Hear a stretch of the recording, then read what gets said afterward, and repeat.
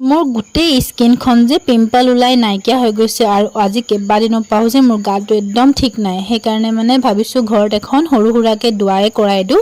দোৱাত আমাৰ বাহেঁতি আহিছে আৰু লগতে আমাৰ জেবিনহঁতক মই মাতিছোঁ। জেবিন মানে আমাৰ আম্মাহঁতৰ উকিল ছোৱালীজনী, তাইক মাতিছোঁ। আৰু এইফালে হেঁতি অহাৰ আগে মই যিমান বনোৱা সিজোৱা আছিলে গোটেইখিনি কৰি ল'লোঁ। লগতে মই চালাডখিনিও বনাই দিলোঁ, কাৰণ এইটো বস্তু যে মই সদায় পাহৰি যাওঁ।